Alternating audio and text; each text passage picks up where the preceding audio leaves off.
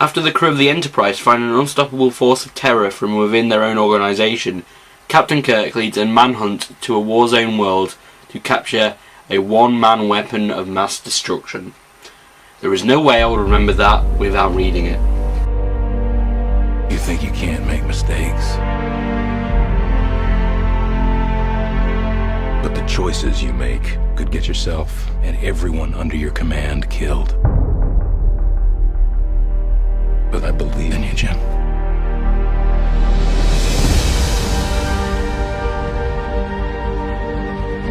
Darkness is coming.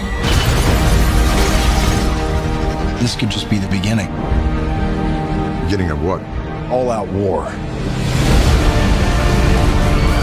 So here it finally is, the sequel to the 2009 Star Trek. Now, these current films are directed by one of my favourite directors, J.J. Abrams, who I think did Lost. I'm not too sure, I didn't follow the Lost series, but he also definitely did a film I really love called Super 8, which is probably one of my favourite films. You've probably heard of it. It came out a few years ago. He loves his lens flares. Now, this Star Trek is sort of like a semi-reboot / new timeline.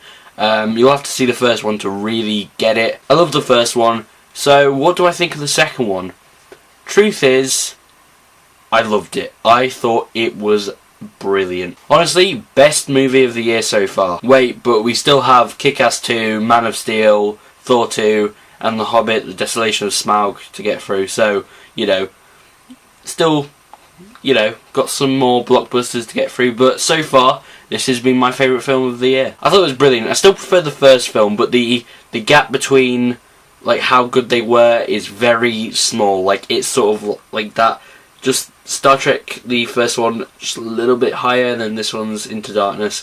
But really, they're both brilliant. I'll have to admit, I was worried that this would be a complete like rehash of Wrath of Khan, like a reboot, just retelling, which it definitely wasn't. Yes, there was aspects from Wrath of Khan, but I didn't mind that. They're not huge impacts on the story, but it was still really good. As you may know, Benedict Cumberbatch plays Khan, who is one of the most iconic enemies in the Star Trek universe. This film mainly bases itself around how they became into knowing Khan, if that makes sense, how they meet him, and you know, stuff like that. And it was, I'm lost for words. It was that good. Benedict Cumberbatch is probably the best part of this film. He just steals the show. It really is incredible. Like, it's so great to see him.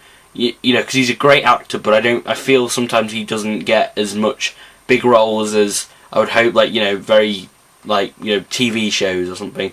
I think he could go way further. He could be a big film star. I think he's that good. You know, he's put his all into this character. Like, he is terrifying. Like, he is what I want in a bad guy. Like, often you get you know, an evil character who is, you know, pretty evil, but you don't have that sort of like genuine fear. And Benedict Cumberbatch played it so well, and it's great seeing him from, you know, doing Sherlock to, you know, crushing skulls. Halfway through the film, like, not a lot happened. It was getting a bit tedious. Like, they had Khan, and nothing really was going on, and it was sort of a bit irritating. I thought, I want to see, you know, some skull cracking. I want to see some punches here and there. But it really was only like banter between him and Kirk, you know, calling each other names and stuff. And then, boom, like halfway through, like just a little bit further than halfway, Khan just goes fucking mental, and he just goes on a rampage, and you see the actual anger in his face. Like, it's scary how Benedict Cumberbatch can really get into his character. And really, I turned to my sister. We were both like, what I love about J.J. Abrams is he has something for everyone. Like, you don't have to have watched all the previous Star Treks, but at the same time, you're rewarded if you do, with references here and there. And I think that's what I like. That's what we should see in more, you know, retellings of these kind of films. And that's what I love. I particularly, without giving too much away, there is the reenactment scene from Wrath of Khan when Spock is dying, but it's sort of inverted, so it's Kirk dying. And then afterwards, Spock goes, Khan! And I thought, yes, throughout the whole film I was thinking they've got to say it, they've got to say Khan, they've got to shout it, and they did, so I got my money's worth. I actually thought Bones was really great in this film. Like, he's really funny. I really enjoy his character. I think he's very underrated. He kind of comes across as like sort of, he's so depressed all the time that it's funny, you know, like he says in the first one that his wife took the whole planet in the divorce. He just, like, you know, he's like some kind of low life, and, you know, he's just managing his way in life, and it makes me laugh, and I think you know, it's a great portrayal of the character. I also was really pleased to see that Simon Pegg had a much bigger part in this film. I felt in the last one he was sort of like, you know, he didn't get much of a part till later on, and it was great seeing him, like, you know, steal the show, and really he was brilliant. And surprisingly, you know, Simon Pegg is really good at this kind of thing. Like, you wouldn't think he could, you know, do anything other than like comedy, but really he's a really good actor. I thought Chris Pine was really good, and the guy who plays Spock, sorry, I don't know the actor's name. I know he's from Heroes, but that's about it. I thought they were as good as last time, possibly even better. I really like Chris Pine. I think he's done some pretty bad films in the past, and he's sort of redeemed himself recently with doing stuff like Star Trek, and I think he's great for the part. Alice Eve was hot.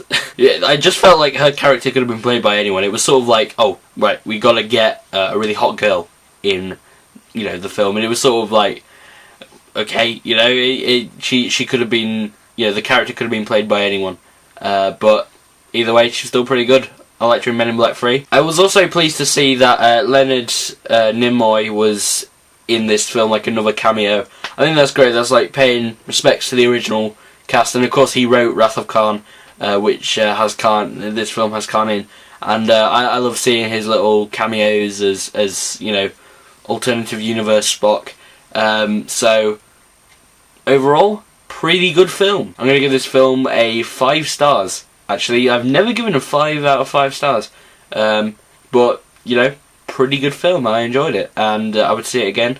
It's one of those films I could probably watch over and over. Great film, even if you haven't seen the previous Star Treks, or even the 2009 one, which I would recommend you see it first, just to, you know, see how it all started.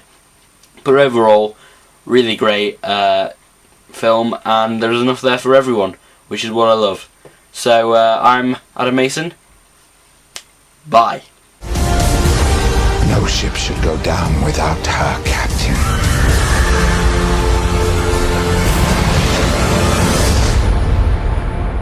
I believe in you, Jim.